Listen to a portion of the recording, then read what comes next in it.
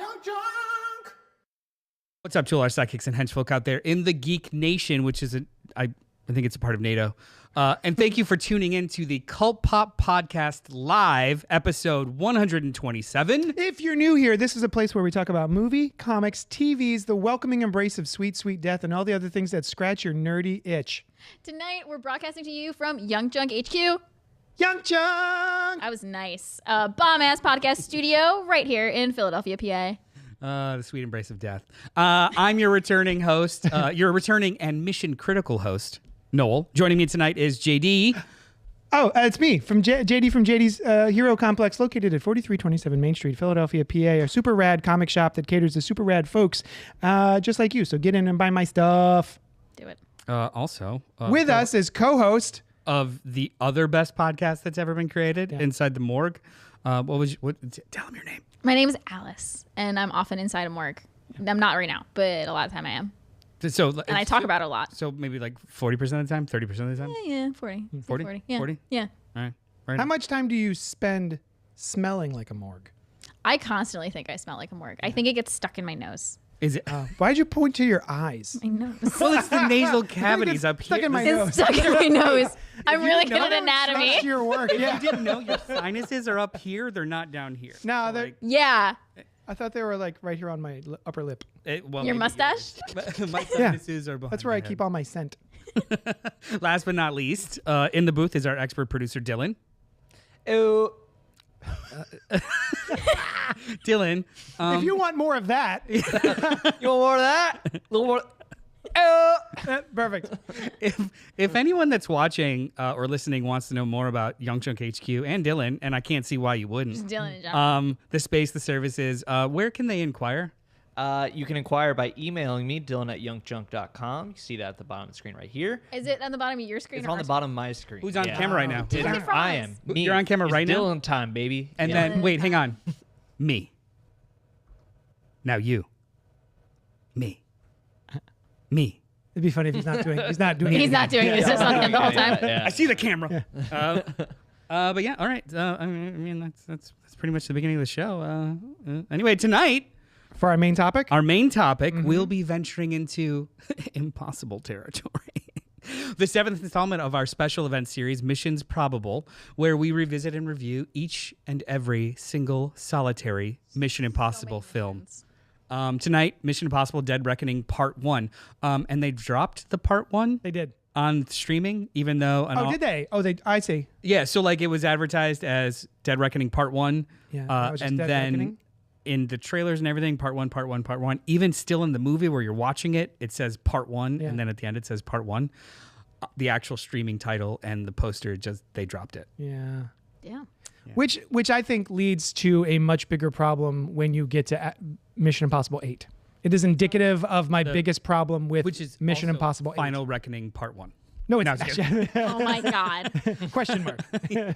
Oh, But before we get into Dead Reckoning, we're going to talk about what we've been up to in the last couple of weeks with a segment I like to call What's Poppin', where we talk about what we've been watching and maybe some listener email and comments. If you're in there, Do it. Do it. A gentle reminder before we dig in, if you're here live, feel free to comment, like, subscribe, and hit that bell icon. And if you're watching later, do all that too. Hey, you could do that stuff also if you're in the room with us right now. yeah. Hey, Barbara, we have We have a live studio, Barbara. Yeah. My sister's here.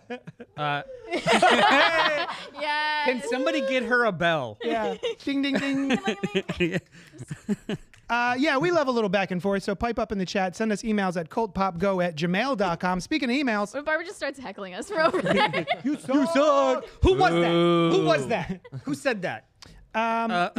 We have email. Who wants to? Oh, we got letters? We have a letter. Oh, we got lots and lots and lots and lots of. letters. Fuck. Nah, you're gonna get Trying me. to get you. We can take it in pieces. You want to take it in pieces? Rip Peter David. I'm sorry, R.I.P. Peter David. Do you know who Peter David is? No. No, it's okay. It's totally fine. I bet a lot of people don't know who Yeah. Peter David is. He is a storied comic book and prose writer of all genre. Novelists. Yeah. He wrote, I would say, what is the seminal work on The Incredible Hulk. Yes. From the 80s with Todd McFarlane through the 90s with Dal Keown. And he's written so much stuff. Everything you know about how Hulk and his DID works is from the brain of Peter David. Oh. Yeah. He wow. basically He also defined brought the us entire Mr. character. Fix-It, which is That's the right. gray mobster who works as a bodyguard in Las Vegas Hulk. Joe. Okay. Joe, Yeah. Joe Fix-It. So yeah. Long before I got into comics, I read Star Trek novels and even novelizations of comic book movies by Peter. When I got into comics at 23, I was shocked to find out that someone could write both comics and novels. He once let me mail him copies of his issues of Hulk 77 through 82 to sign for my cousin's husband. One of the first things I picked up when I got into comics was Madrox, the mini-series that preceded the post-House of M X Factor series. That's true. Madrox being the multiple man. A few years before that, a friend had tried to get me to play Madrox in an online RPG he was running. I had never heard of the character and couldn't imagine anything interesting coming from a guy whose power was to Duplicate himself. To duplicate himself. Now it's you can't think of anything? Now it's my number one favorite character Okay. and my go-to answer for superpower I would choose. He got this tattoo yesterday. So this was sent to us May 25th. I got this tattoo yesterday. It's fully colored. I just didn't take a pic of that yet. After having it on the books for months and having it saved file for my last 5 years. Crazy coincidence or fate? Fate. Christopher St. Saucy, good night. Can we put the picture of the tattoo Tattoo. on the screen? So I believe the tattoo is it's a X with Madrox inside of it, and it's Yeah. from Investigations era, and it's just like that. The artist, Leandro, something Fernandez? maybe. I'll look it up. Fernandez? But talk to me about Peter David. Oh, well, Did Christopher St. Saucy kill him? oh my God. So, That's he asks. Coincidence or fate? Did I do this? Oh, I see. So Peter David, as I said, is one of the biggest names in comic books for the longest time. And he had been ill. He'd fallen ill. And because the comic book industry does not take care of its own, historically, he had to have a GoFundMe for his couple of his rounds of bills. A couple of rounds of it, yeah. He has been sick for, I want to say, the better part of 5 or 6 years now. Yeah. So, And when you're a gig worker for life, you have no Yeah. savings or health care. yes. Sucks. So, yeah, after a long battle, he passed away. Pablo Raimondi. Oh, is that the Raimondi. artist? Oh. Yeah, Pablo Raimondi. We were way off. the the thing that you see of him. That's David Yardin. Oh, yeah. But Pablo Raimondi. Yeah. The cover. X Factor Investigations is probably the best X book I've ever read in my entire life. Alright. It got me to read X books, and I think you would dig it. It's Get it basically for me. Okay. Please. it's basically C-list X-Men characters who have a small detective agency and they help the little guy. And Is it's that the one with Layla who knows things? Yep. Oh, she's cool. And love it's noir, but it's comic booky, and it's I love probably it's the best. Bless you. My favorite example of genre blending in the medium. So good. I am currently reading 2 Peter David epics. So I've just started the Incredible Hulk from the 80s. And he did a Captain Marvel run. Before it was Carol Danvers. Yeah. There were other Microphones that you could just knock around. Yeah, other Captains Marvel. And this one was Genisfell, I believe his name is, and the son of the original Captain Marvel. And he gets the power cosmic, which is just cosmic awareness. It's a thing that just cosmic heroes get occasionally. And this is the first time, like the Silver Surfer has, Yeah, right? yeah. The power cosmic awareness, etc. This is the first time I've ever seen where someone gets the power cosmic and then goes insane and becomes a bad guy because you can't have that much knowledge. And I would be insane. Spider-Man 2099. That's Peter David. yep. Oh, he created Spider-Man 2099. Just a lot of stuff. Yeah, He's Miguel. awesome. Yeah, he's great. Anyway. So R.I.P. Yeah. Thank you, Christopher St. Saucy Goodnight, for emailing us. If anyone else would like to email us, do so at cultpopgo@gmail.com. Hey, Hey, guys, hey. gals, NBs, friends. It's been a while since I've had the opportunity to sit here and talk with you in front of other people. Yes. What's poppin'? Alice. Me? Yeah. Got my bucket. What? Fuck it. At Michael's, there was a What's Poppin' popcorn, like a ceramic Did you buy popcorn. it? I bought it, Oh, that's Did you- adorable. and I forgot to bring it. I will bring the popcorn bucket when we talk about Mission 8. Impossible? Yeah. Did you see the stupid this is what's popping. Popcorn buckets. Yeah, I heard you got the Mission 8 pop. Did you see? With the key. It's got key and it I- lights up with like weird stuff. I don't know what to put in it. I'm not gonna put popcorn. Not, in it. I've never. Nah. Why would you? Maybe like Legos or something. I don't know. Whatever looks cool shining up. Anyway, they revealed the popcorn buckets for Fantastic Four. Oh, I did not see them. It is the largest popcorn bucket ever. It's Galactus. So it'll actually hold more than 3 kernels. It's Galactus's head, just his head. It's 20 inches wide, so 1.5 rulers, Hold on, wait. a little more, Hold on, wait. and 17 inches tall. And you're just seeing the pictures of it, and you're like, yeah, whatever. And the eyes light up. Oh, you got it. Oh my god. 20 inches wide from each like handle to the next of his helmet. So it's 20 inches wide. Do you have her camera? All right. And then 17 inches tall. Hang on. Do the 20 inches, and I'll do a marker for it. Okay. So like. Oh my gosh. Here. Okay. And Oh, there's also a Herbie. And Or then, put your phone there or something. okay.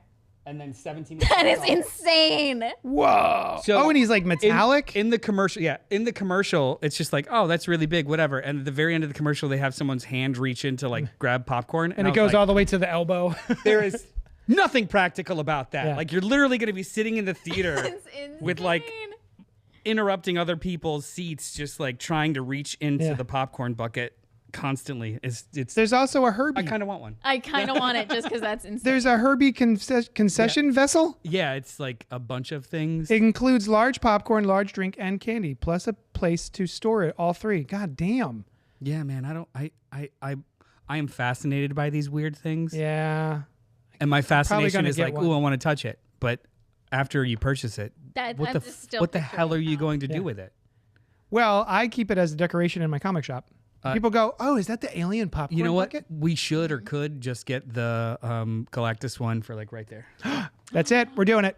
Yep. Nice. Anyway, Alice, what's popping this week? Hey. Oh yeah. Other than popcorn buckets, how you Other doing? than popcorn buckets, I watched The Shining, Heard of but it? not the Kubrick Shining from Oh. 1980. I watched the 1997 Shining based off of Stephen King's teleplay. 6 hours, 4.5. 4.5. It was each hour-and-a-half chunks. There were 3 bits. It was a mini series. And I actually really, really liked it. I watched it with my mom. We both really I enjoyed it more than I thought I would. I thought I'd cringe more. Yeah. But it was really good. A lot of the practical effects were great, like the makeup on the woman in room 217. And they did room 217 in this one. In the movie, they changed it to 237. In the Why? because the hotel that they filmed in the Kubrick Shining actually had a room 217 that they didn't want people to be afraid of. I So see. they made them Yeah. change the room number to a made-up one that they didn't Gotcha. have, which was 237. But in the book, it's 217 based off of the Stanley Hotel 217 that Stephen King himself had supernatural experiences in. No shit. And I looked into how much it is a night there, and it's very expensive. How much was it drug fuel? Do you think? Oh, probably a ton. All of it. Yeah. All of it. But I want to stay there anyway, also because my birthday is 217, and I think it's fun and spooky. But yeah, and they also filmed this movie at the Stanley Hotel. Oh. I was looking at the exterior shots, and I'm like, I think this is the actual Stanley Hotel. That's And pretty I looked it up. cool. It was really cool. But a lot of the makeup effects were great. Like the woman in room 217, she looked like an actual decomposing, disgusting woman. There's my favorite bit was you actually see Jack Torrance descend into Right. madness while he's there. Steven He's not Weber- crazy the entire time. Yeah, It's- that's one of my sticking points for the Kubrick movie. Yes. As much as I do enjoy it. Yes, I enjoy it as well. Yeah. In the novel, it's a slow descent for Yes. Jack, and it's just Like he Soon has as a you troubled get- past, yeah, and he's like trying. becoming better, trying Yeah. better, and then he just slowly Yep. unravels Yeah. in the Overlook. I watched this when it was on. Yeah. I don't remember it that well, but it was in the 90s. It was like television events when every year they would do a Stephen King miniseries, and it would be 3-night television event. or Yeah. 4 nights of just Yeah, like cool this television. was 3 chunks, hour-and-a-half chunks. And they made such a big deal about this one because it was more true to the book, and Stephen Mm-hmm. King thumbed up it versus the other movie, and blah blah blah. He wrote and produced it. I was gonna say, of course, he thumbed upped it. It was directed by Oh, I Mick, thought he directed it. No. Mick Garris. Yeah, McGarris directed it. Oh, You're saying that like I know that. Who's that? you should know Mick Garris. Well, I'm dumb. Hey.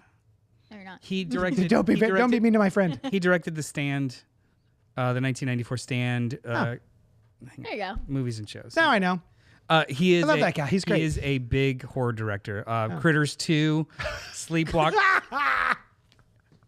Do not shun critters to the main Hey, course. remember when you guys voted for Creepshow 2 against Carrie? I still haven't forgiven you. You should. Yeah. It's fine. You shouldn't. You shouldn't. Mad about I it. deserve your He ire. wrote Hocus Pocus. Big fan. Ran the book. A lot of television stuff. Wrote Batteries Not Included. Oh, now you got me. Sleepwalkers. Was it Actually, Critters 2? I remember liking He- Sleepwalkers. he's one of the masters of horror. Did a lot Wow. of Amazing Stories, Freddy's Nightmares, The amazing Stand. stories. A lot of Tales from the Crypt, The Shining TV series, The Others, The Judge. Like he's been. Oh, I love this guy. He is like a contemporary of John Carpenter. Thank you. Yeah. Nice. Yes, yeah, Yeah. that's actually what I was looking for. Yeah. But anyway, and yeah, it's Steven Weber, Yeah, Steven Oh, Weber yeah, is from Rebecca, back. Rebecca De Mornay. Yeah, she was Rebecca De great. Mornay. She was. That was another thing. She was Oh, I great used to as love Wendy. her. She was great. Yeah, I thought the acting was pretty solid. The one cringy part was so they stuck true to the book with the hedge animals, not the hedge maze, and they did for like most of it. Like you didn't actually see the animals move. It was just suddenly Jack would turn around and they're like a little bit closer, and they don't have snow on them anymore, so he could tell they moved. But then there's one bit where Danny's like playing in the snow and like the animals are like creeping towards him and it's like cheesy CGI. But it was still good. It was still spooky. There was some good jump scares. And it's a mallet instead of an axe. Yes, right? and they do the croquet mallet in the book. croquet- Yeah. Croquet. Croquet. Carl's is in the chat saying Mick Garris created the show Masters of Horror. Yep.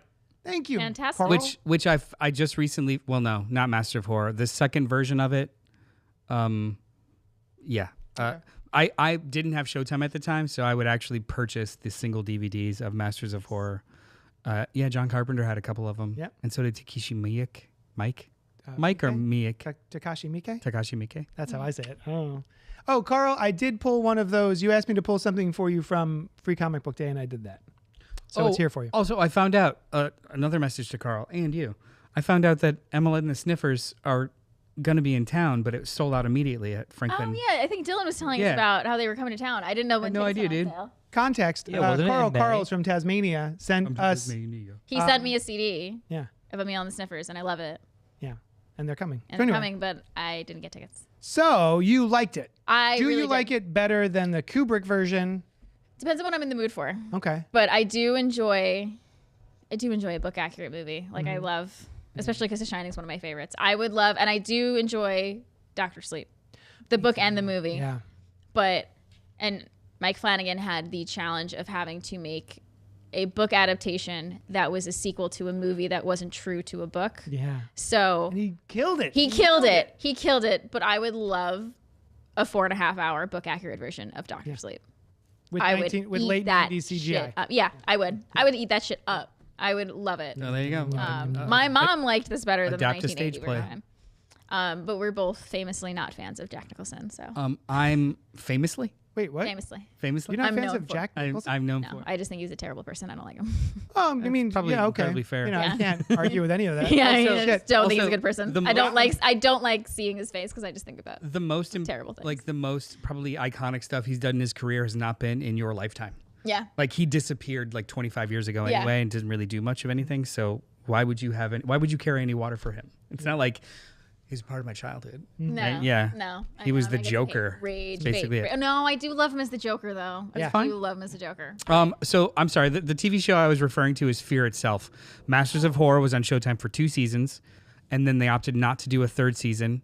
And Lionsgate funded the 3rd season, which they called Fear Itself, but it was on NBC, so it was the same format. It just wasn't rated R. Ah, I have it on DVD. It's actually pretty good. is it? Yeah. I remember watching Tales from the Crypt on HBO, and then it got, I guess, syndicated and put onto regular network television. Yeah. No. And they boobs took and out- violence. Yeah, all the good stuff. I mean, sometimes the story is what matters. Speaking of JD, tell hey, me about like the stories you've been watching this past week. My Yeah. stories. So Story. we have been. I don't know how this happened, but okay. Anyway, let's wind it back. Sons of My son loves Legos, rightly so because they're fantastic. They are And we've been we have a little family night. We built all of the Nintendo. It's the original NES with the controller and then an actual cartridge and then a television on a stand, and you do the crank and the Mario goes round and round, and it's awesome. Anyway, all that is to say that we wound up putting on Lego Masters Season 1. I hate reality and its television shows. I don't like living in it. I don't like watching people engage in it. This is like in a cooking scripted show, format. though. What? It's like the format of a cooking show, right? So it's yeah. But it's still a reality show, right? It's a contest where real people go on and they do a thing. I love reality TV. Hang on. I would like to split a hair. Please. Just a little one. Boop. When I hear reality show, I think we're following people around and manipulating their interactions with each other. These shows are non-scripted shows, as in like they're competitions. Yeah. They do have They definitely feed them lines. Yes, Hey, but you guys should argue a little bit. it's competition based. So like this. this, I'd be like, oh, non-scripted, fucking competition show. Reality show is Love Island or The Bachelorette or Love is Blind or Real World, where they want people to hate and push and prod. Yeah. Secret This Lives is of like Mormon Wives. kind. You know what Well, I mean? Like that's what I mean. what I like about this is that it's kind. I don't want to give it the stink of reality show. Yeah. It's just a scripted. So it's a competition show. How about that? It's a competition. Because reality is gross. Yeah, I hate it. Those shows are gross. This isn't Worst. gross. I mean, no. I'm sorry. It's fine. I'll have you know, the first time I went viral on this podcast, I was talking about reality. That's TV. true. That's true. I watched 2 seasons of Love is Blind and I couldn't look away. I actually had to detox from it, and I It's haven't approached so it. good. It's something. Yeah. Anyway, this Lego Masters. this is Sorry. it's on its 5th season already, and I didn't know it existed. It started in 2020. I had no idea. And Batman's it's the host, hosted. right? Yeah, Batman, the voice of Lego Batman.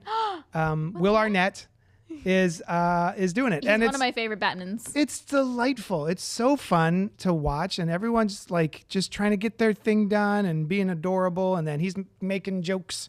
And Blossom was on the 2nd episode. Maya Bialik. Yes, that's her.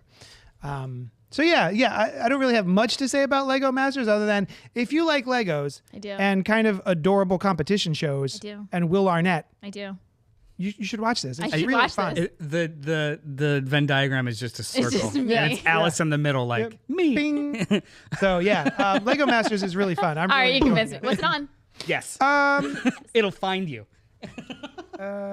Fox. Fox. But So that we're means watching it on Hulu. And on Hulu. Oh, cool. And all 5 seasons are My nephews, I want to say like last year, I was babysitting them and they're like, let's watch something. And they kept picking things that were really long and it was late. And they were like, can we watch an episode of this? I was like, yeah, sure. What is that? And it was, Is It Cake? Which is a competition reality show on. like you bite a shoe and it's a real shoe. No, it's just like, it's these, no. You bite no. a shoe. It's not? no. Oh, It's, That's what I thought there too. are Japanese shows where they do that. no, it's expert bakers and artists having to recreate something to make it look as real as possible, hate but in that. cake form. Yeah. It's like So, filler like- cakes, but not gross. Yeah, It so feels like so- they're like, hey, here's a boot and a helmet. Yeah. Make a cake, and we have judges who are standing like 10 feet away, and they have to pick which one's cake, which one's not. How well did you do? Oh, sure. That's yes, cool. It was yes, cool. yes. Okay, cool. Yeah. The thing that bothers me about that, because we were watching a certain show that's just like that, and one of them was you have to build a car out of cake and like confectionaries and all that, and it has to be able to withstand a crash. And so What? half the cake was made out of half of the car was made out of like sheet cakes. And all I'm thinking while I'm watching this is that's so wasteful. Oh, no. This is so wasteful. No, it's literally Just just like 900 sheet cakes to make a car. And it had to withstand a crash? Real cars don't even withstand I was going to say. let alone cake ones. yes, but are they as delicious? Right. Yeah, good point. That's a good point, yeah. You might be dying and If bleeding I'm gonna out, but you die, have a it's little gonna snack. be Yeah. covered in fondant and vanilla. There's the same thing where we died? watch, there's like a chocolatier who, Oh, that guy. Yeah. I know that guy. I know that guy too, I the do. French fella. That Yep. guy is in my reels Yeah, all the same. time. But I'm like, that's so wasteful. It's cool looking though. It is very cool looking. Yeah. So, You don't And- think he eats it all? so anyway, Lego I would. Masters, check it out. It's good. All right. So my poppin, my pop. What are you? My pops. My What's been poppins? poppin'? My poppins. I've been Papadopoulos. I've been traversing the world Oh. for a month. And by that I mean I went to one location internationally and Left us alone. and traversed that location. My wife and I went to Italy, and I've brought back. We went to Naples, Love it. which is a very gritty town that smells like sulfur because we found out that the earth is breathing. You've heard, Pompeii, Yes, I do. Yeah. Heard of it? Familiar. Mount Vesuvius. That's not the biggest volcano there. There is a super volcano under the ground. So we were there one night and it was just like, it smelled like, did somebody set off fireworks? And they're like, oh, no, that's the earth breathing. Like the whole island kind of moves up an inch or two every year and then down. And if it ever doesn't breathe, it'll all explode and everyone will die. Cool. Yeah, it's cool. Let's move there. And then we went to Rome. Oh, that's a TV show. Where we jumped on Vespas and ran around with berets. No, that's not true. We didn't do that. Sharks of Rome. No, but there was... Damn it. Coliseum sharks. I forgot about this because it's like a month ago. I had an in-depth conversation with our tour guide at the Coliseum about sharks. You sent us And a picture yeah, of him, and I I did. loved it. Because he was ready for it. He was just like, that's bullshit. Let me tell you how. And I was like, well, what about it's real? And we went back and forth. And yes, they did nautical battles. He explained to me exactly how they pulled it off. Because We're talking about Gladiator 2, by Oh, the yeah, way. sorry. We're talking about Do Gladiator you not 2. remember every single bit we've done on this Yeah. show? Yeah. Because you should take notes. I don't, does not compute. Everyone knows everything. And if not, they'll look it up. So the nautical battles are cool because there actually used to be a moat outside of the Coliseum. Sure. And what they would do is they would literally just drain that water into the middle and it would take like a day. Yeah. But they built the boats underneath the Coliseum piece by piece, so they didn't have to actually put boats in it. They were just always there. So as the water is rising, the boats are just like basically on big chains that are allowed to go out and come back in. The boats just like slowly rise above the base my because God. they're inside. And then they would just do things. But they stopped doing that really early on because nobody gave a shit. It was too slow and it was boring. So they stopped doing that altogether. But then like didn't if have sharks. Yeah. if you take it into like the context of the movie when that happened, they would have stopped doing naval battles like 30 years before the movie. So it was just like a thing. But then he was like, I was just like, all right, like sharks. He was like, oh, it's absolute bullshit. The closest body of water that would have sharks wouldn't be freshwater or it wouldn't be saltwater or it's like freshwater, saltwater. So Yeah. they wouldn't be those types of sharks. If they even were able to travel with those fucking sharks and how many they would have to, they would be like little ones that nothing. And he actually picked up a picture because he's been asked this question a lot. He actually picked up a picture lot of of Gladiator the fans out movie, there. the shot in the movie of a giant great white just like jumping out of the water. He's like, not this, this. It would be like basically a shark this big. Yeah, like a little kid. And he petting was a like, shark. Adorable. if they wanted to, and they wouldn't have. It was just like, nice. That's why I hate that movie. But he was like, is that where the movie lost you? I was like, no, it lost me way before that. He was like, was it with the baboons with the human faces or the this? I was just like, yeah, it's just all pretty bad. Yeah. But anyway, he was wonderful. So what was your poppins? You went to a Italy. place. I went to Italy, and You, I you brought- smelled some sulfur. The ground was breathing. I brought back No sharks. a lot of little treats. I like treat. All right. So this is for Alice. This is El Conde Dracula Freeze. I heard Dracula. They're Dracula lollipops. Nice. Okay, or in Italian. Also, they have, I don't know, rules about like dyes and things. Oh. So all of the candy is banging. Like it actually tastes good and not like leaves a film on your mouth and stuff. Oh, I love a good mouth Red. film. I had to crack these open, but I wanted to share them with you anyway. I like These how are I'm reading this like I know Italian. Don't you wanta? Wanta Fanta Fanta? Fanta Mentos. they're very good. Various gummies, and I got to tell you, so I got cola gummies. Ooh. I wanted to get a 1-for-1 American versus those because even they look different. Yeah, they do. They're delicious. I've got Frutella Pinks, which are little strawberries. And then Rainbow Frizzies. Oh, I want frizzies. Open Are they them all. sour? Let's go. Are I don't they know. Sour? Open them all. We're trying them I'm all. not. All right. Oh, Barbara, they're get in filled on this. with. They're filled Dylan, with. get in on Candy? this. We'll throw you shit if you don't want to be on camera. They're filled with creme. Ew. Why are you using your mouth? Gross ass bastard. No, just kidding. Oh. And then I did get one more thing for JD. All right. I'm having that. Here is Oh. Justice League Unlimited #1 in Italian. Whoa. Now, Oh my God. take this it out is good. and check it out. Okay. So It's heavier. Yeah. the paper stock is exponential is absolutely wonderful. Ooh. This is just a normal issue #1. There's nothing special about it. It's the paper Oh my stock is glossy, God. really thick. The cover stock is like really like, and it's about the same price. What is that? Like it's €4, €5 on the front left. Yes, €4. €4. That's $4.99. Wow. Yeah, and it's The paper's so Better. nice. It looks so nice. It's like twice as heavy as my the God. original, right? I picked up that issue 1 of Fantastic. Ultimates and issue 1 of Absolute Batman. Nice. And it was the one comic shop that I wasn't given dirty looks in.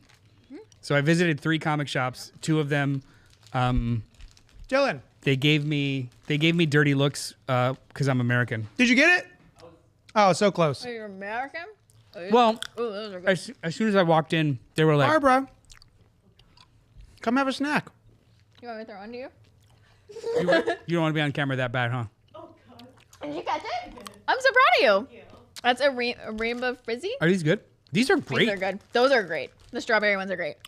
I haven't Try- done these. I'm try still it. eating the Mentos. Oh, did you try the Mentos? This is just smacking on the mic now, Nom, nom. and this is what I Robert wanted it to Monroe be. Jr. says, talk about waste.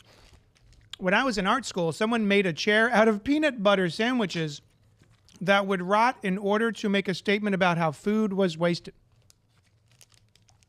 Cool. Nice.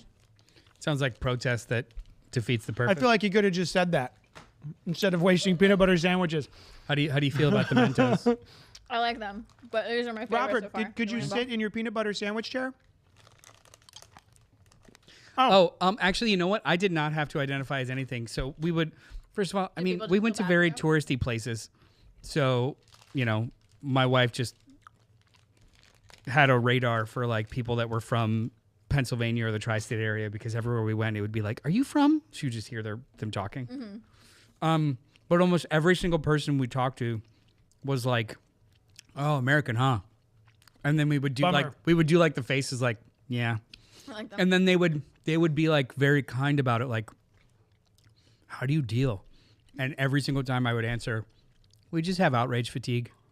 Like, it's a new thing." "Okay. Yeah, he sucks." "Cool." And then they would just be ingratiating and buy you a drink. Nice. Everyone in Italy was really cool. And then Awesome. you met a couple who had a child. And then you were in the movie See No Evil. Or Speak No Evil. Oh no! Why are we talking about that movie? We actually did meet a couple with a 20-year-old who we walked around with a strawberry. Oh, it's so good. Have Did Dylan try any of these yet? Does Italy not have strawberries? Do they import all their strawberries? What is this? Did you try these yet? I didn't try this out. Man, my nothing, God. Oh my nothing makes good podcasts like a lot of we're chewing. We're just saucing up Alice with sugar. I'm barely eating yeah. today. This is gonna be crazy. So, yeah, I went to Italy. All I got was candy and memories to last a lifetime. And a comic book. Oh yeah, I like a couple comic books, but who cares? Thank you. You're welcome. Okay. I missed you guys. Miss you too. Oh, Don't All right. I'm eating this one that I dropped on the floor. should Okay. we do the meat? Should we get to the meat and taters Wait, of we the show? didn't- I feel like this is gonna be terrible Yeah, to eat on air, but no, I'm taking go for one. it. No, I'm not going to. I'll do it in a little bit. these are all yours. You want to try one? Oh, I'll try. Yeah, I'll take one. Mm. Before we get into it, Robert Monroe, it wasn't my project. I was adamant about how stupid it was, and they would have made a better statement by feeding homeless people truth. Pink, I wonder if someone could visit locations in famous giallos. That would actually be kind of dope, but only if you can like take a picture at every single location with a still from the movie.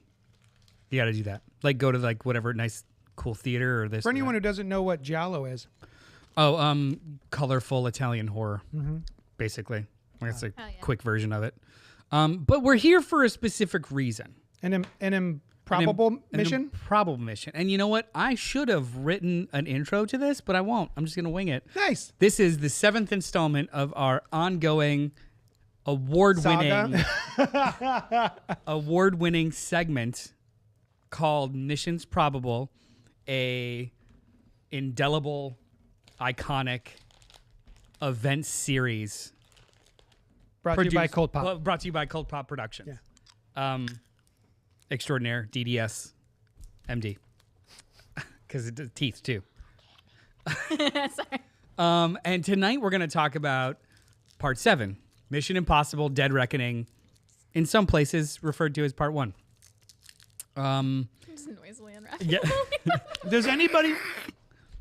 And Do you guys call these by their subtitles, or do you just say like Mission Impossible 5? actually, I usually just say the subtitle. Oh my god, I love Just this say Dead lollipop. Reckoning. Yeah. Reckoning. Yeah, it Part would be like, oh, Dead Reckoning, Final Reckoning, Rogue Nation. I do the number. Yeah, Ghost Protocol. You do the number? Yeah. I'm so new to this. I can't. It's been. I can't When did keep we track of start? them. Yeah. Oh, it's like a weird thing in my brain making connections. If you were to just be like, which one was 5? This one, this one. Like I don't know. Actually, I think the way I really Mildly refer to him obsessed. is like, oh, the one with the plane. Oh, there's a Yeah. bunch of ones with the planes. Right. Yeah. Which is part of my problem with the series. But go on. Too many planes. How many things can you But fall, not jump, the one with or the helicopter. Yeah. But anyway, so this is part 7, Mission Impossible: Dead Reckoning Part 1, written by Christopher McQuarrie and Eric Jenderson, who I had to look up. He didn't have many other credits to his name. One of them was the not produced Wicked television series. They were going I to thought do. you were going to tell me Littlest Vampire and I was going to lose my shit. Oh. It was the television adaptation of Littlest Vampire, an 8-episode television adaptation of Littlest Vampire. The Littlest or Little? Littlest? Little Vampire. Oh, who's the? So he's not the smallest. No. There's someone out there littler. There's always somebody. There's a littler vampire There's always someone somewhere. smaller. There's always a And little that vampire. person might be a vampire. The sequel is the littler vampire. Are And then vampires people, or do they just classify as vampires after they've been turned? Like, is that their genus and species? Right. Yeah. I think So they're no longer human, right? Edward Cullen Right. would say he's not human anymore. But he's so emo and just I was gonna say he's an unreliable he's narrator. an unreliable narrator. Like, he hey, doesn't I want a real answer, not your vibes. he's an angsty 17-year-old. Directed by Christopher McQuarrie, starring Tom Cruise, Rebecca Ferguson, Haley Atwell. I wasn't done with the Wicked TV show, so they were going to actually adapt the book, not the musical, into an 8-episode miniseries, Holy crap. and it was all the way up to being like produced and written and done, and then it just fell through. I thought that was pretty Oh cool. my god, Yeah, I that's had no idea. crazy. Written and done. It was They like filmed it and then no, got- they got it all the way up to being written, like I see. episodes written, the whole 9, ready. I didn't to know if go. it was a Batgirl situation. No. Mm. Starring Tom Cruise, Rebecca Ferguson, Haley Atwell, Ving Rhames, Simon Pegg, Vanessa Kirby, Kiri Elways, Isai Morales, Henry Czerny, and Palm Clementieff. The description is Ethan Hunt. You started. And the IMF team must track down a terrifying new weapon that threatens all of humanity if it falls into the wrong hands. With control of the future and the fate of the world at stake, a deadly race around the globe begins. Confronted by a mysterious, all-powerful enemy, Ethan is forced to consider that nothing can matter more than the mission, not even the lives of those he cares about most. But that's the whole thing. Wait, how come you didn't pronounce the M dash when you pronounced the Is that commas? called an M dash? Yeah. M dash, not even the lives of those he cares about most. If you're gonna do something, be consistent. That's all I care about. I refuse. So is this your first time seeing this movie? Yeah. Yes, it is. I missed it in the theater. And I think we had started doing the Mission's Probable after its release in the theater. Well, yeah? after it's released Yeah. in the theater. So I missed it. I remember being at the old studio talking about how I was excited for this movie, and everyone else was like, Cool. whatever. I think Yeah. only Randy was like, those movies are great. I was like, He I is know. very enthusiastic and I love it. yeah. So yes, it is. So yeah, okay, and yes, it was the first. time Yeah, I've seen this it's movie my too. first time seeing all of this. Yeah. We'll get into deep discussions about your impressions, but did this live up to whatever high or low you felt? And like, give me just 2-word answers. Does this live up to wherever Fallout left you? No, No, not for me, personally. Yes. it did. It I liked Positive. Fallout better than you did, though. Right? we both like Fallout. better Yeah, than Fallout's you. my favorite. Yeah. So you I like- felt yeah. you felt a little bit more about this one. I All love right, this we'll one. dig into it. I still love it, but Fallout was Fallout's peak. peak for me. Okay. Anyway, so Fallout came out in 2018. I heard of it. January 2019, Cruise and Company announced the 7th and 8th Mission Impossible films would be shot back to back, with Christopher McQuarrie coming back to write and direct both. They also announced their original release dates, which are July 23rd, 2021 and August 5th, 2022. Wow. They didn't make those release dates. Yeah. Those plans would obviously change, and for various reasons, and we will get into those. So some quick casting information, which I thought was actually pretty cool.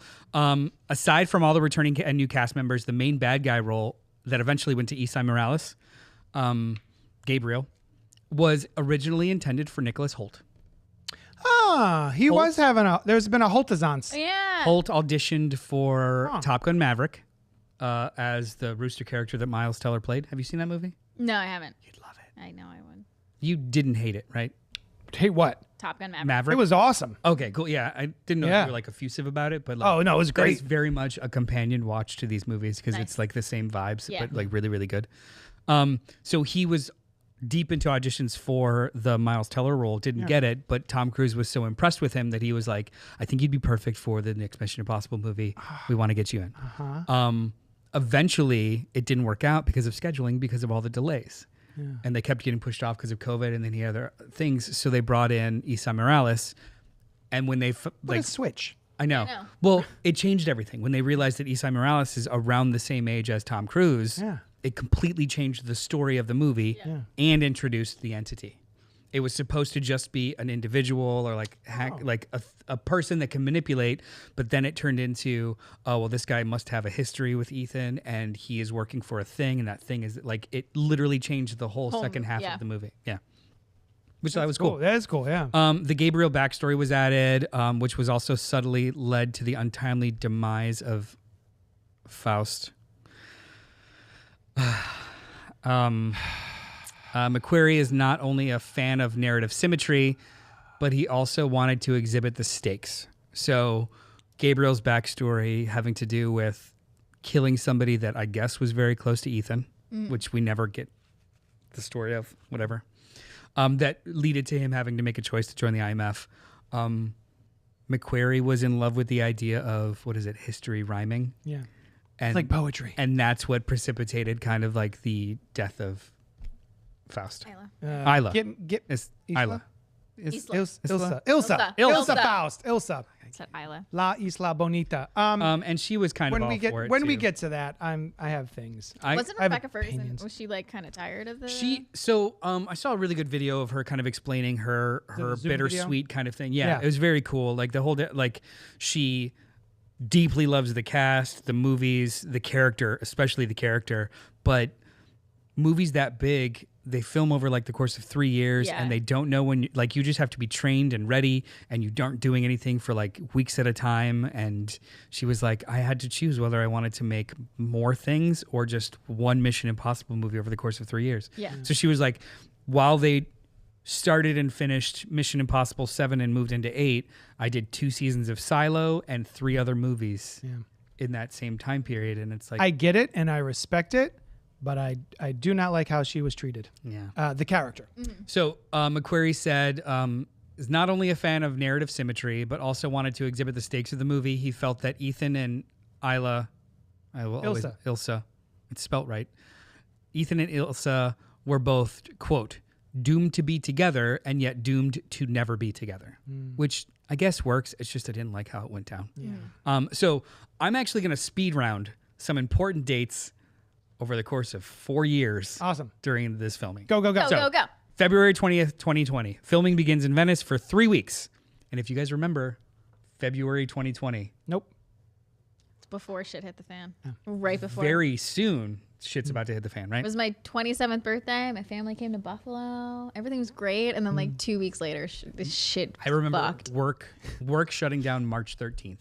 Literally Yeah. on that date, March 13th, 2020. But anyway, they started filming in Venice for 3 weeks, and then they were planning to go to Rome for an allotted 40 days of filming. And all of the Rome stuff is the car chase stuff, the little car chase stuff. Mid-March, Oh, that was so fun. all production halted because they just happened to be in Italy, which was the largest population of COVID-19. The pandemic was hitting the hardest there. Did you plan your trip to Italy around talking about this movie? I did. Yeah, I'm gonna write it off. Nice. So they pivoted as best they could, and in April, stunt rehearsals started in England. So they figured we could at least start with stunt rehearsals, and then all crew that's allowed to come and work on it would do the 14-day quarantine. So by July, they were at a pretty good clip. Crew arriving in the UK, they were permitted to film pieces and things during this whole time too. Like, you guys are aware of how these movies usually get planned out, which is not at all. Yeah, the scripts are like basically outlines, and they're doing dialogue on the day, and they just have like set pieces built out, and they're like juggling it. By August, permission was granted for filming in Norway, which is where they did a lot of the train stuff. Later that month, a large fire broke out at the motorcycle stunt rig, No one was hurt, but it cost production another like month because they had to, and the stunt rig being that big ramp that he goes over the cliff with, they had to rebuild that. Yeah. So then they have to pivot again and start working on something else while that gets fixed. So like by October, by September, filming picked back up in Norway where they did other train stuff. December 2020, audio recording of crews shouting at 2 crew members for not following COVID protocols was released online. Did you ever hear this? No. So there's audio that was released of him freaking the fuck out at crew members who were not wearing their masks and not following protocols. Oh my God. And he goes on this tirade about how I understand it's annoying. I understand this, but you are costing people their fucking lives. You're costing people their fucking money. The whole entire, because at the time too, nothing was being filmed and TV was shut down, film was shut down, and Mission Impossible was getting these like rolling approvals to keep kind of slowly filming, and they kept having to shut down because of positive tests. And he was like, all of Hollywood, all billions of dollars that are staked in it are watching you, are watching us. And he freaked the fuck out. Yeah. It was actually pretty enjoyable. And yeah, it's one of those things where I don't, what was it? Who had done that previously? Batman. Yeah, Christian Bale. Christian Bale had done it. And I was kind of like, all right, buddy, fucking calm down. But the Tom Cruise seems like, no, it was pretty good. Good for you. Yeah. Yeah. The response from the general public and that of many celebrities was supportive, suggesting that his tone and seriousness were warranted given the extreme circumstances and burden of ensuring production not be halted again. Yeah. At this point, they're in the hole, not only like months, but also money, because every time they shut down, it's a large production and they've got insurance, they pay the crew. So every time there's like 2 positive tests, they shut down for 2 weeks and another 2 weeks and another 2 weeks. And everyone's and still on the payroll. Everyone's still on the payroll. They have to secure locations again. They have to secure services again and again and again, over and over again. It just ballooned the budget. So yeah, I would probably have been pissed too. December 28th that year, my birthday, filming would be set to continue in the UK, but under new strict COVID protocols. So like it just kept getting smaller and smaller, which the movie kind of reflects that, the fact that it's so kind of jumbled in a lot of ways. And a lot of, in hindsight, you'll see a lot of scenes where characters aren't actually in the same room at all. There's an entire action sequence in a airport, and the 4 principals are never on the screen at the same time. Benji's doing a thing separately alone. Wow. Luther's doing That's a thing separately right. alone. What? And Ethan is in the airport with Haley Atwell back and forth. Which is a brand new airport Yeah. that they had not opened yet, Yeah. but they were allowed to use. Oh my God. So like they made a lot of, and like even the death scene with Ilsa is 2 actors in an empty street. They had to come up with these ways of keeping the scenes contained, which some of it's cool, but some of it's also like, all right, it's little and little and little, and you know, it feels almost detached than the other movies comparatively. February 2021, filming concluded in the Middle East, and the crew returned to London for finishing touches that would go on for another year and a half. I was like, why are we airport? April 2021, more train filming in Austria.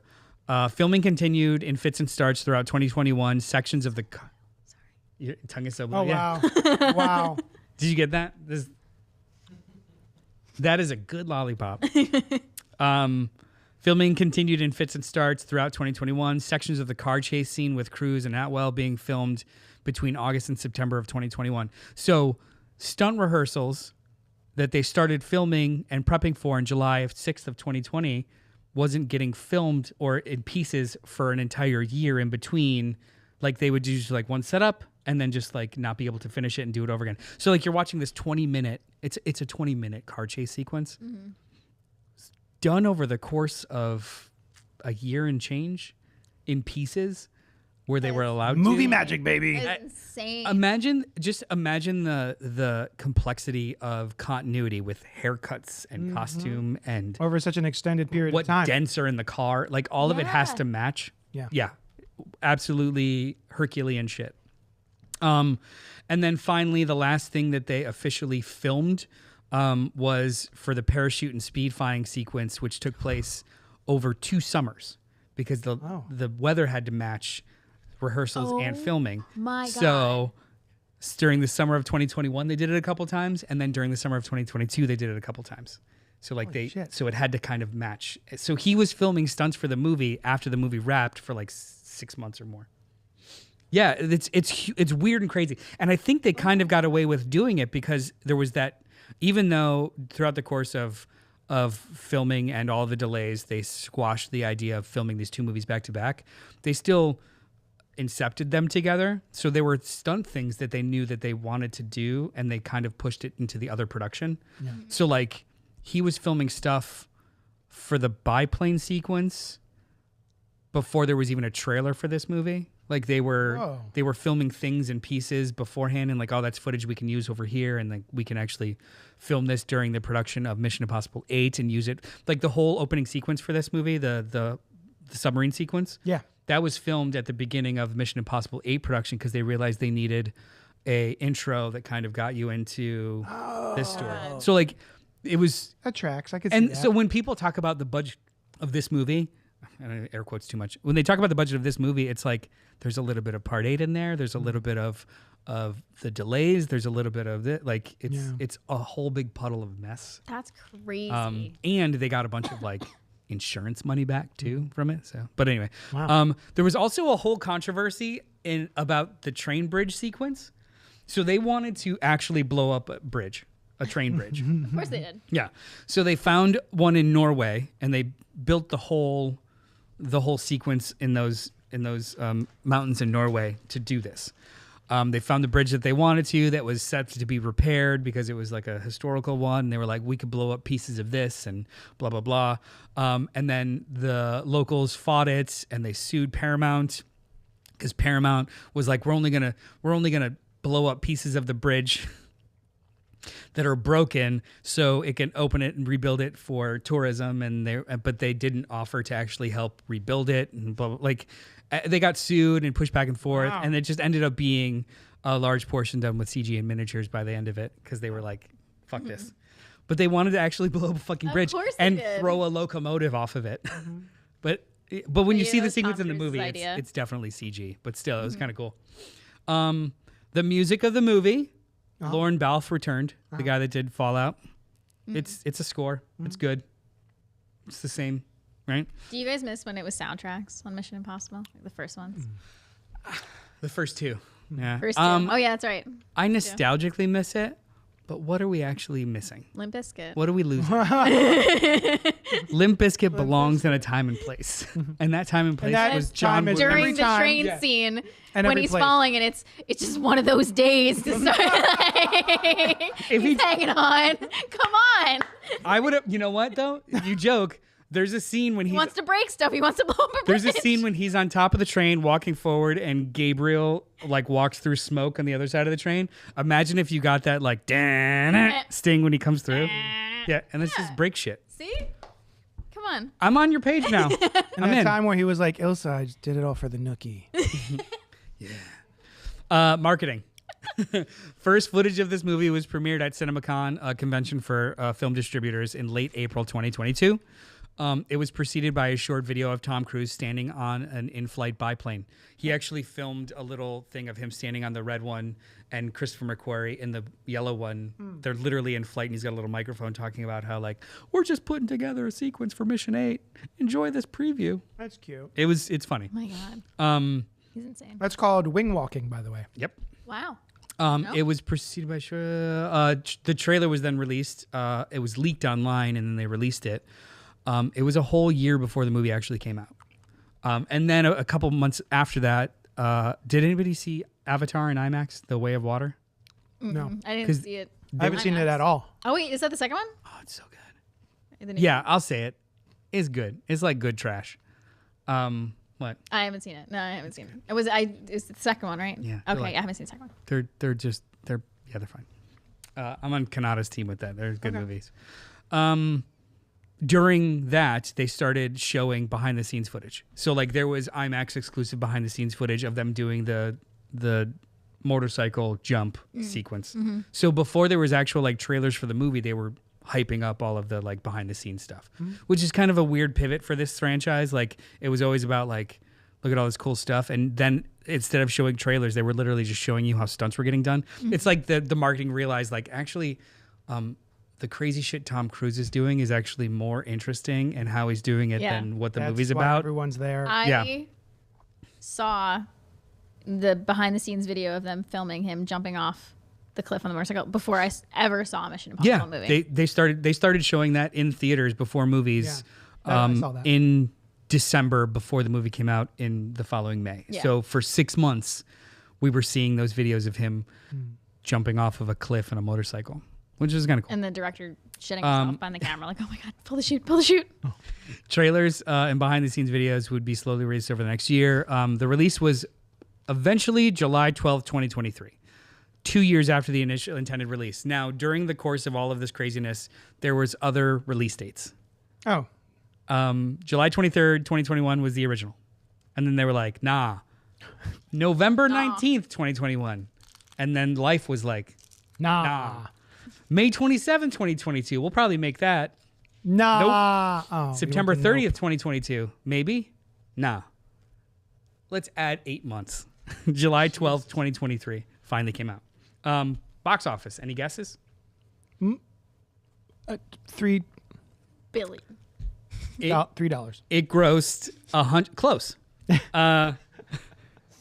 How much was that comic book you got? €4. much. Yeah. It grossed $172.6 million in U.S. and Canada, and $398 million in other territories. So That sounds good. Collectively, $571 million I hear that it underperformed.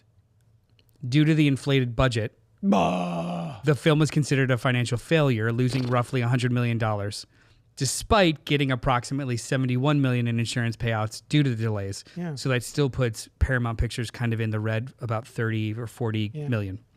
Because general rule of thumb is you double the budget for the marketing budget, and then you break even. This movie's budget was $291 million because of all that craziness. Right. So they it's made not under the film's fault. It's the world's fault. 6 to 1, Yeah. half a dozen of the other. Doesn't matter to the person who wrote the check. No, not at all. The expectations for release was 90 million in the 5-day weekend. Yeah. It made 78, so it kept being kind of under the mark. Yeah. And I think the end result is that it's just under the mark. Ultimately, I don't think historically Mission Impossible films are ones that sort of start at a number and then gain. Are they? they usually have pretty good legs. This last one that came out, it had a $77 million opening day or opening weekend, and it only dropped, I think, maybe 45%. Normally, a movie on its second weekend will drop. If it drops around 50%, everyone's really happy. Because the people that really wanted to go went, and then the other half of the people went again. Usually you'll see a Marvel movie will drop 65% over a weekend, meaning that that's going to be your level because everybody that really wanted to go went already. These movies usually have kind of a slow, precipitous drop. So it's it's got legs. Cool. Not just one good weekend and then you're fucked. So ultimately, it's the second lowest grossing installment of this series. Behind which one? Guesses. 3. That was going to be my guess too, because 2 was so bad. Yeah. 2 made tons of money. 2 made tons of money, but No, this is not critically lowest grossing. This is the second lowest grossing. well, that's why I'm saying 3, because not a lot of people went because 2. Because 2 sucked. Yeah. We're on the same. Yeah. You're correct. 3. Oh, 3. okay. Nice. 3 is the lowest grossing. Stop tricking me into thinking I'm wrong. Even though 3 is awesome. Real time gaslighting you. No, I can't take it. So, critical response. Oh, hey. It's got a Rotten Tomatoes 96% and a popcornometer of Do you 94%. agree with 96%? That's crazy to me. No. What was Fallout? I'll look it up. Okay. I don't know if I agree with 96%. But I don't agree with 96% unless Fallout was 100.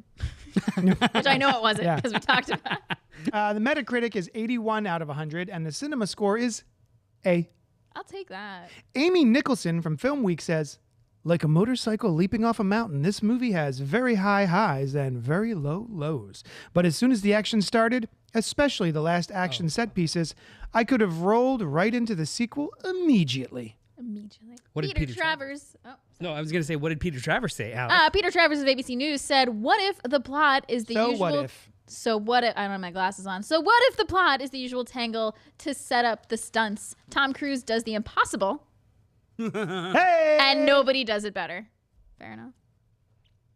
Mark Carmody of the Carmode. Carmode of the Observer UK. The zeitgeisty plot may have holes through which you could drive the Orient Express.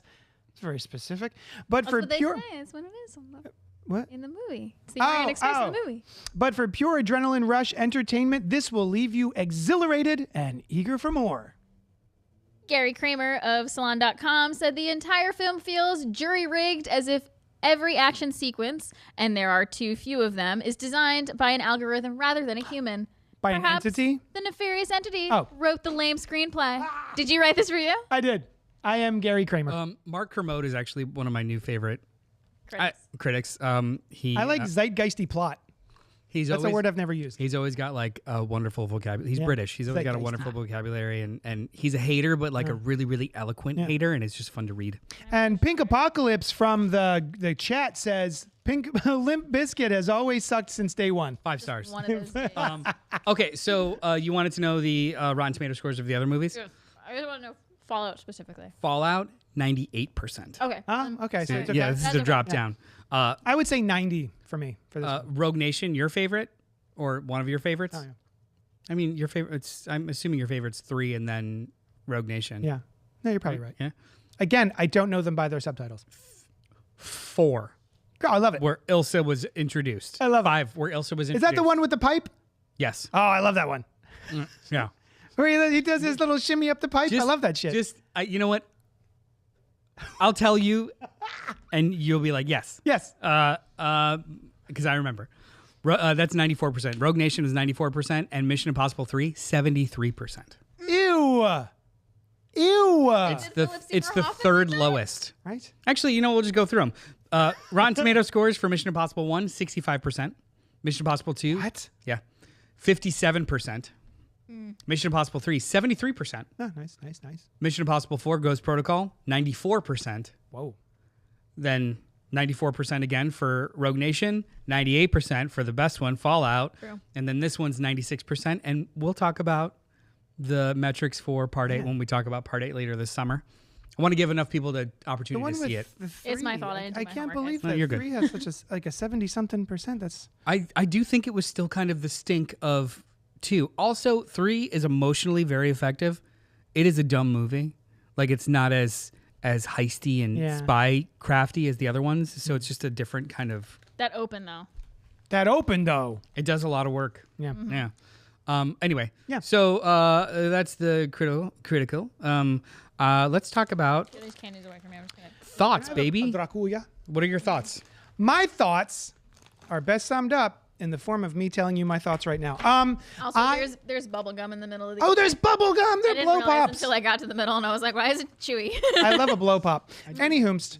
So, yeah, I love this movie. I think that it is just the right amount of absurd, dumb as hell. The sequence where we're following a gentleman going into, I don't want to, not the war room, but the We'll do spoilers. cafe. Do you want to do spoilers, or you just like?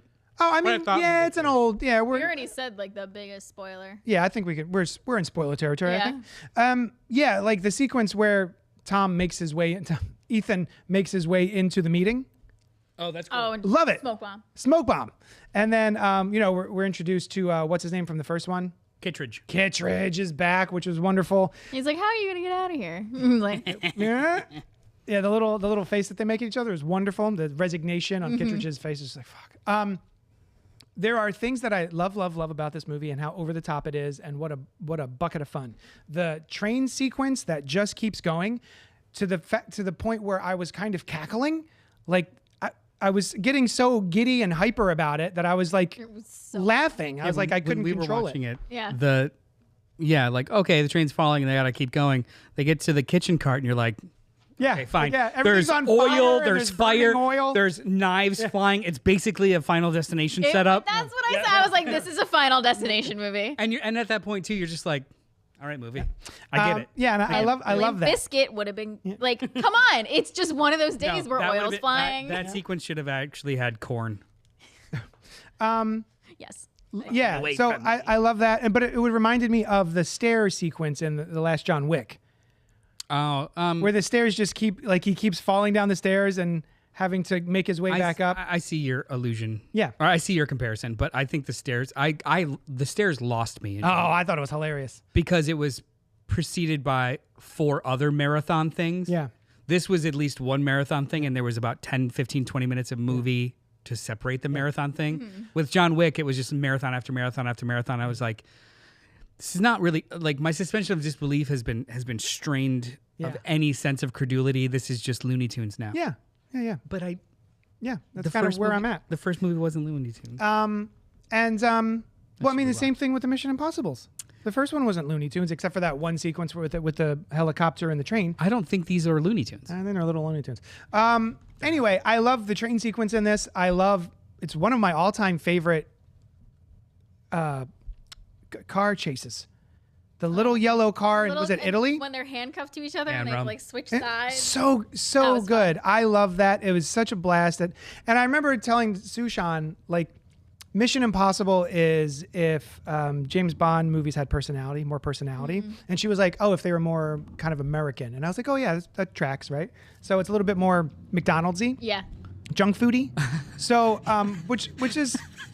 You're They're right. Italian. And you know what the thing about it is, like, not to yuck yum, but that's what I love about James Bond movies too, because it is culturally stiff upper lip about it. Yeah. And the struggle of the character is not feeling comfortable or being able to emote. And it's just very like, suck it up. Yeah. Whereas this is the opposite, and you're totally right. Like, I think they're great for different reasons, but it is literally the opposite. Yeah. Yeah, that's cool. So, yeah, I a lot to love about this movie. It does a thing that the Mission Impossible movies are kind of well known for, which is that conversational info dump, screeching halt scenes that, you know, oh, I'm telling you this about this thing that's happening. And then you're going to jump in with basically completing my sentence. And it's just like 3 or 4 people having one.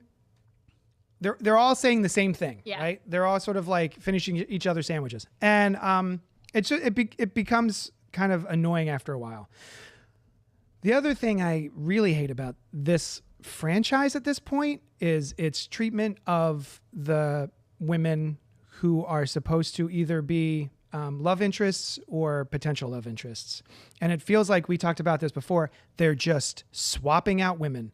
Where we have Ilsa, who I grow to, I don't grow to love. As soon as she shows up, I love Ilsa. She kicks off her shoes and helps him escape, and it's I awesome. think it's Isla. Yeah, And I'm saying it wrong the entire time. just messing. Isla. Faust. Yeah. I love Agent Faust so Faust. much, and the fact that she gets it in this one. What they actually like, they don't say the word fridge, but basically the setup is, Ethan, we're gonna fridge one of your women. Because Literally. it's going to make you upset, and then it's going to make you do the things we want you to do. And I'm like, really? You're doing the thing, guys. You're doing the meme. My biggest gripe is connected to that, but I think it's a little bit more pernicious than just killing off a character. The narrative reason to introduce Haley Atwell's character is to mirror his experience being entered into the IMF. That's her entire. That's her entire narrative arc in this movie. Yeah. She just happens to be a hot lady.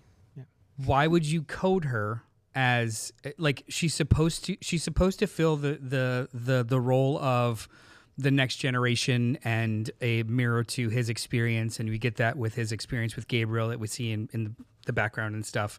Why would you code her as a potential love interest, and then in the course of the movie remove the existing love interest to elevate her necessity? And it's such a betrayal of not only my intelligence of this could just be a platonic character in the fucking movie. Why did you? I love Haley Atwell. Oh, me too. Why did you have to cast Haley Atwell, who delighted. is literally a spitting image of like if I looked in the dictionary for Tom Cruise love interest in action film, it would be a picture of Haley Atwell. Yeah. Because what you're presenting her as is not the love interest. What she's supposed to function as is not the love interest. Yeah. And they just keep pushing it on me like, guys, I said no. Stop it. And then by virtue of removing the actual love interest, I guess she's she's the a love love interest. interest. It's She's so a lady. It's so inorganic and so The weird. pretty brunette lady. I wish it was just someone else altogether, Yeah. or we saw that storyline through the prism of Paris, because that character has a full arc. Pom Clementieff, that character has She's a full arc. She's so of great. being, She's so cool. of being brought in. She's Yeah. so cool. So, I like, loved every scene she was in. Yeah, It's she's like- cackling while running, like Oh bursting my through things with the God. truck. She's having Yeah. such a blast. Yeah. I love it.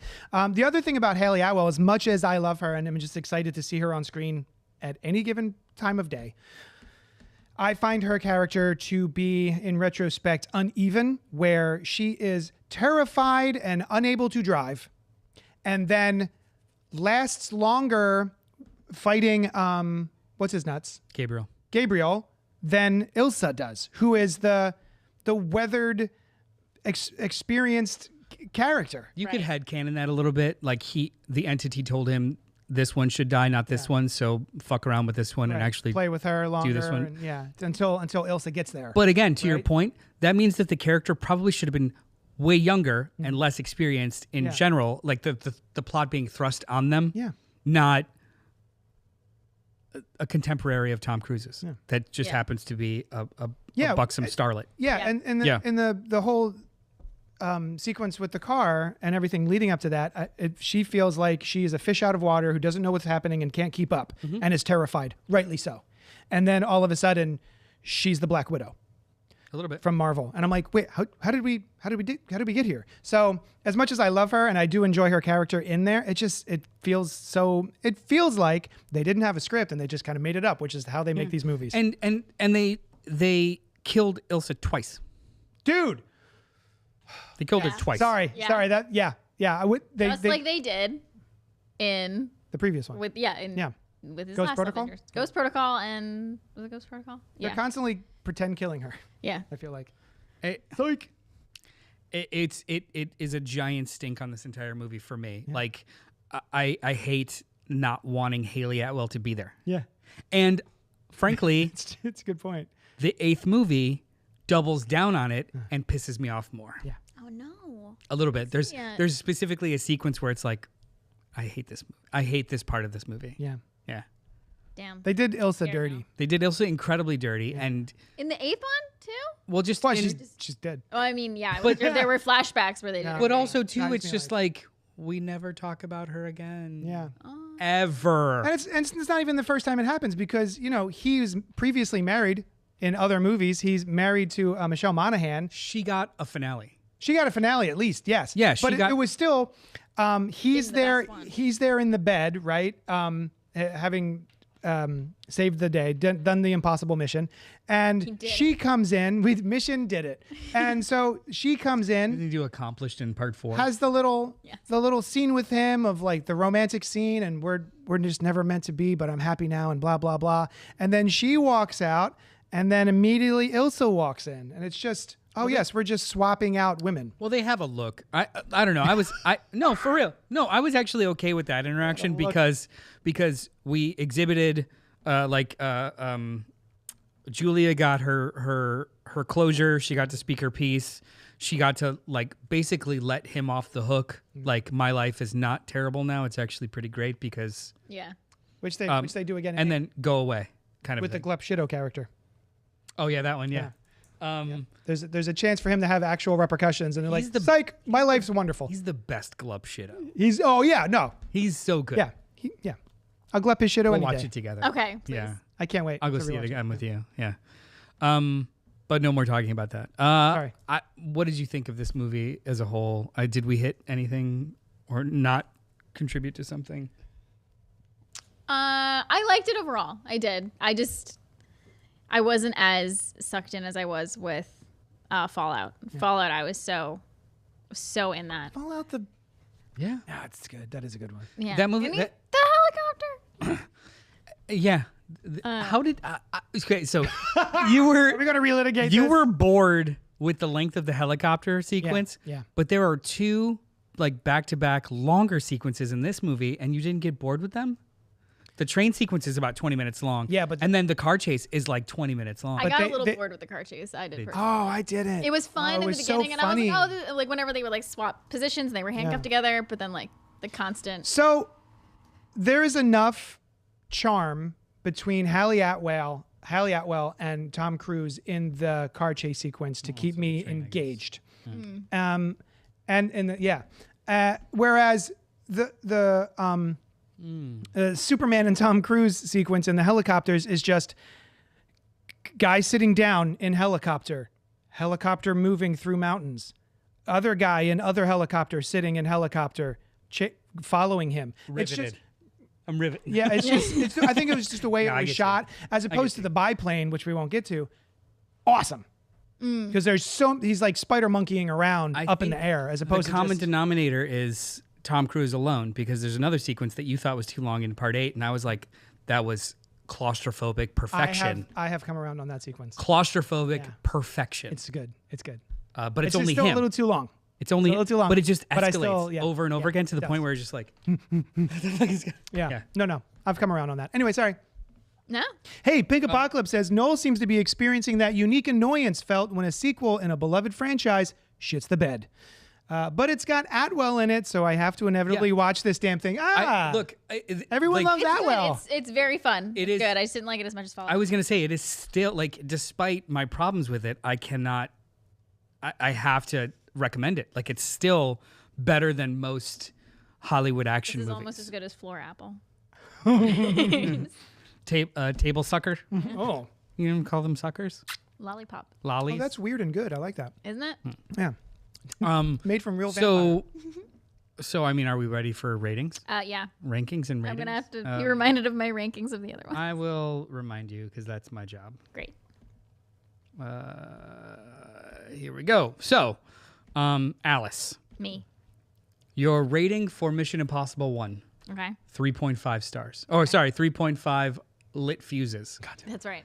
Mission Impossible 2, 2 lit fuses. I still think that I was being very generous. But Mission maybe. Impossible 3, 4 lit fuses. I did like that one. Exponentially. That's a double. Double of It's double yeah. fuses. Yeah. Ghost Protocol, others call it Mission Impossible 4. 3.85. Okay, so I liked 3 better. Okay. Rogue Nation, 4. Goes back Okay, up back to 3. Armcocks. And then Armcock. Armcocks. He cocks both his arms. are cocks. Yeah. 4.5. Yeah. Do you want to give yours? Think about it while I tell him his. I'll think about it while you give it. Okay. Okay. JD. Yes. Mission Impossible 1. 3.25 lit fuses. I feel like I should have given it more. Go on. Mission Impossible 2. Yeah. 2.25. Yeah. Mission Impossible 3. 4.5. Ghost Protocol. Mission Impossible 4. 3. Yeah. Yeah. Rogue Nation, 4.25. Fallout, 3.75. My numbers. Yeah, I want to know yours. Part 1, 3.5. No, you can't look at this. Secret note. 3.5. Continues to like. I know. Yeah. Mission Impossible 2, 2.84, because I was feeling saucy. Also, The Doves guy. the doves and the score. Was there Limp Bizkit? No, not the soundtrack, the score. The Hans Zimmer score. Yeah. Mission Impossible 3, 4.25. Ghost Protocol 4. Rogue Nation, I gave 4.36. And Fallout, 4.62. The highest being a 5. So, Alice, I got mine. Mission Impossible, Dead Reckoning, Part 1. How many lit fuses would you give this? Fallout was 4.5. Yep. I remember. I have my lighter against fuses, and I'm not sure how many to light right now. In your honor. Let's do 3.85. It felt about the same as I did with Rogue Nation. In Rogue Nation, I gave 3.85, correct? No. Ghost Protocol, you gave 3.85. Ghost Protocol. So 3.5? Yeah. Yeah, 3.85. All right. 3.85? 3.85. Yeah. Okay. Like JD. almost a 4. Yes. Oh, this is tough. Mission Impossible, Dead Reckoning. It's a really Part important 1. decision. You got to really think about it. The highest you've given so far is to Rogue Nation, or sorry, to MI3 at 4.5 and Rogue Nation at 4.25. Rogue Nation being the one with the tube. Okay? One with the tube. The Tube? Where he jumps on the tube. Oh, the pole. Yeah. 4. I wish I could give it a 4, but like a 0.5 minus a 0.5 for its treatment of Ilsa. So 3.5. I mean, you can. Yeah, You can give it a 3. I wish I had the autonomy to do something that's clearly possible, not only mathematically, but culturally and situationally with these rules that we're making up on the fly. I wish. Nah, 4. Okay. Fuck Ilsa. I'm giving it a 3.5. Okay. Nice. Oh. Yeah, I think it's. Is it because of Ilsa? I think no. Well, Ilsa is a part of the problem, but I genuinely think that they made a giant mistake with Tom Cruise. with the shambling between Ilsa and Haley Atwell's That's what I'm character. sorry. That's the overall, Yeah. the Ilsa problem. The Ilsa of it all. Every single action sequence was on point. Yeah. The characters and the charm was there. Yep. But every time I think back, I try to assess it just structurally. It's a fucking mess. Yeah. It's a giant mess. Also, too, there's really no bad guy that he can punch. Like, you've got the henchman, but the bad guy is a goddamn computer program. Yeah. And Another thing I like about this movie that I wish that they had expanded upon in the sequel, which she doesn't seen yet, so be careful. the sequence in the airport Yeah.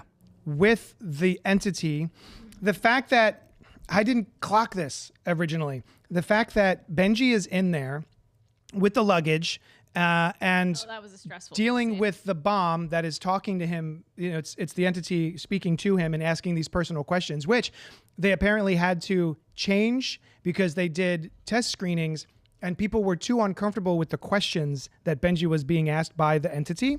So they asked, like, are you afraid of dying? And he's like, yeah, of course I'm afraid of dying. So like he had more prying and like, do you have suicidal ideation sort of things?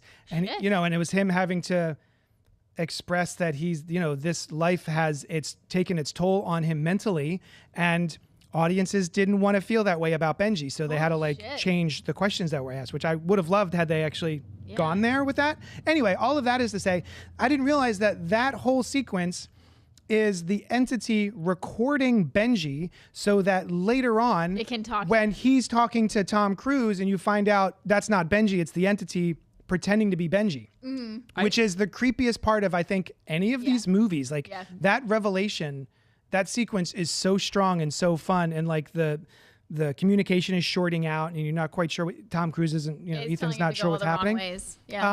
Yeah. This nebulous villain that we have in the entity, I think, could have been handled better. It's not that it's a nebulous entity.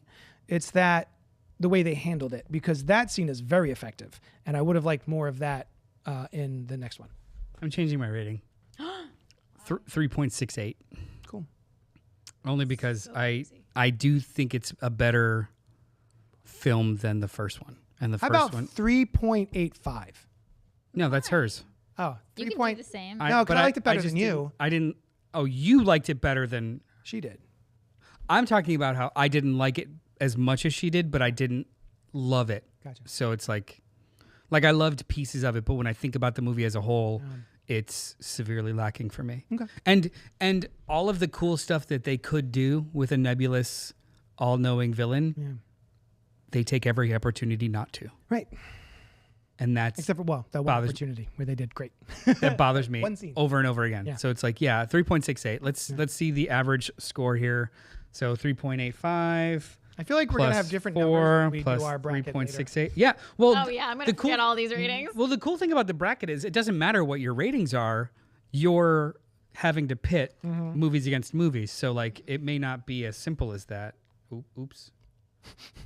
3.84 is the average total for this one. So far, the highest rated is Fallout at 4.29 average, followed closely by MI3 at 4.25 average.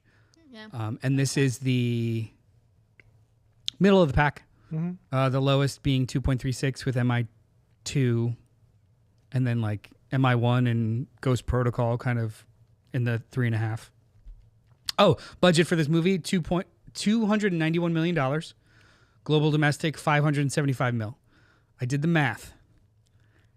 Budget-wise, $1.1 billion cost for all 7 of these movies. Oh, Cost. Gotcha. Yeah. And then let's double it for marketing just for shits and giggles. So $2.2 billion has been ponied up by Paramount and Skydance to make 7 movies. Shit. How much do you think they've made? So it's made $4.1 billion. Even if we adjust that for marketing cost, that is still a $2 billion profit Yeah. That's from these 7 movies. So like, even if we're talking about how like 7 and 8 were technically break-even financial failures, they're still so very much in the green that they could keep making these movies with moderate successes and still be in the green. Yeah. Wild. Yeah. So that's Mission Impossible: Dead Reckoning Part 1. We have one more left. Nice. So we're going to give everyone an opportunity to see the movie because it's 3 hours long. It would be crazy to squeeze it all in and blah, blah, blah. So I'm thinking sometime in July with a gap, we'll do it. And then we'll also do a bracket and our final rankings if they change. Awesome. All right. Can't wait. Overall, I've been having a blast with Yeah, these. this is I'm awesome. so glad we This were is a lot doing of these. These are great movies. Yeah. I think they exist as like this kind of cool thing in popular culture, not unlike maybe Harry Potter did or MCU does, where it's like they keep getting away with this and they keep pulling it off. And it's just like, if you look at the whole breadth of it, it's just like, wow, like it's hard to get one movie made, let alone like continually create a body. Like the Fast and the Furious movies, they may be shit, but like it's wild that not only are they crazy popular, but they just kind of keep One-upping. getting made and one-upping each other as this like thing, this whole big story. I'm hoping this isn't too hyperbolic, but it feels like we're not going to be seeing movies like this made in this way with the dedication of and like the stunt work and all that sort of stuff. It feels like all of that is falling to the wayside, and everything's just going to be like green screens and CGI and stuff, which these movies engage in to a pretty big extent. But the fact that there's actually a lot of places that are gone to and things that are done. Well, yeah, like so this movie is a perfect example. The jump off the cliff. Yeah. They actually did it. They built a ramp. They jumped off. Sure, they used CGI to cover the ramp and more this and some plate shots, but like the motherfucker jumped. Yeah. Like and in Fallout, he did a halo jump. It wasn't nighttime and it wasn't during an electrical storm. Yeah. But that's him in the suit and the camera's on him. So like they digitally do things around it, but he's doing it. Yeah. He deep dived. It's CG. It's not the bottom of the ocean, but like he is underwater for long periods of time with things shifting everywhere. Like that's how long was he able to hold his breath? 6 minutes. It's insane. But so to your point, there's been some interesting. I don't like the problematic natures of Tom Cruise is just like books can be written, but there's a pretty interesting thing that he has said recently that I vehemently agree with. Movie stars should understand filmmaking. They should know technical jargon. They should understand not only how they could help make a movie, but like what is being done around you. It's a hands-on kind of thing. And he has talked about how he sees contemporaries in Michael B. Jordan and Chris Powell. What's the Powell's guy's name? He was in... Dylan, do you know? The guy that was in Hitman? Powell? No, I don't know. I knew you were talking about. He was with Sydney Sweeney movie and Top Gun Maverick. Glenn Powell. Yeah. Glenn Powell. I was like, These are dudes that like are also writers, also filmmakers, also movie stars. Like they want to be a part of the whole process. And he's like, you shouldn't just be a content, the face of content. You shouldn't just be work for hire. You should be a movie maker. Your place is here, but also like the process. You need to fucking love it. And I was like, there's too many kids who don't know how much it takes to do this or that, or like the kinds of lenses or the kinds of this or the kinds of that. So you won't see that much anymore unless elder statesmen like Tom Cruise and Christopher McQuarrie push for it. yeah. Which I hope. Yeah. Pink thinks you won't see movies like MI anymore. Maybe not. Yeah. Hollywood is funny. salivating at the idea of where AI will take them. Yeah. Yep. No more screenwriters, locations, or actors. I think I honestly think that'll level out in a weird way. Like, they'll try to have AI do that stuff. It won't be popular. And then AI will actually level out and doing like bridge work, like adjusting an accent or adding a plate shot. Or, I mean, they were using machine learning for Lord of the Rings movies. They've been doing it. It's just more known now. Yeah. Like, I think it'll level out, but there is going to be a lot of people wasting tons of money investing in AI, and it's going to provide them with nothing that they'll actually be able to sell. Yeah. Yep. Dane joining late, but love how Noel's hat matches the purple lights behind him. David Tennant vibes from Jessica Jones. Jessica. Did it. I love that. All show. right. Anyway, we did it. We did it. What are we doing did next it. week? Maybe Predator and maybe Ballerina. We'll see. Yeah, the new Ballerina movie from the world of John Wick comes out next week. Wick World. But then there's also what is it? Is it on Netflix? It's a Hulu original movie, Hulu. Predator Killer of Killers. Animated Predator movie of like Predator through time. Yeah. I mean, it's like an anthology movie. Yeah. We'll see. Yeah. I'm see which excited about one the of idea those. of it. Yeah. Yeah. Thank Or you for both. hanging out Yes, with us, though. Whatever. Yeah, thank you for hanging out with us. Alice, where can they find you? You can find me at Forensic Alice on Instagram and also at Inside the Morgue Pod. Also on Instagram. I think we're also on TikTok under the same handle. JD, where Find can us, they do fun stuff. where can they find you? Well, you can find me and Noel and Jeremy this morning doing fresh It was floppies. in the past. So You gotta go back. It's still there. They though. can't find us this morning. They They can could find find us now our show because from this morning. Yeah. We were yeah. Yeah, it should be in the feed right now. The newest episode of Fresh Floppies, where is a show. Noel and I usually review comic books that come out today, But because but no I am spoilers. schedulally just inconsistent with travel. Schedulally incontinent. Yes. Jeremy is the best, and he's there forever now. Does he know that yet? Whether he likes it or not? Yes. Jeremy's a part of us. He's a part of me now. Yeah. Thank you so much for hanging out with us, and we'll talk at you later. Bye. Bye. Do. I love Mentos.